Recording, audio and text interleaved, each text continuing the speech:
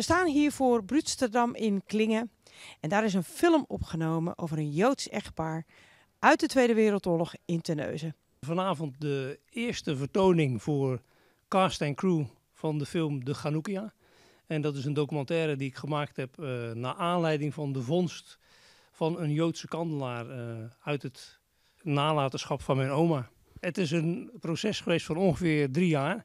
Dat ik vanaf het moment dat ik die kandelaar vond en ben gaan zoeken van wie die kandelaar nou geweest kon zijn, tot ontdekkingen over de mensen die kandelaar dus aan mijn opa en oma in bewaring gegeven hebben. En op een gegeven moment wist ik van wie het was.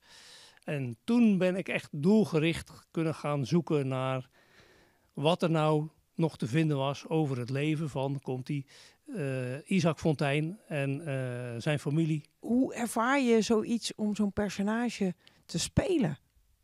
Nou, als je eraan begint heb je eigenlijk nog niet goed door wat je gaat spelen, wie je gaat spelen. En gaandeweg leer je het verhaal een beetje kennen, de personages. En begin je ook wel eigenlijk wel te voelen wat zij destijds gevoeld hebben. En probeer je zoveel mogelijk in te leven. Maar wat denk ik voor ons, dat kan je beamen, het belangrijkste is dat wij de personages, de personen zo geloofwaardig mogelijk neerzetten. Dat we laten zien aan Terneuzen wie deze mensen waren en wat ze hebben meegemaakt. De studio was helemaal greenscreen. Er stond wel een tafel of een balie van de winkel. En op instructies van de regisseur vertelde die, links heb je een raam, kijk naar buiten naar de Noordstraat in Terneuzen. Er lopen nu spelende kinderen voorbij, begroet ze bijvoorbeeld. En eigenlijk ter plekke werden de scènes soort van verzonnen en wij moesten ze naspelen.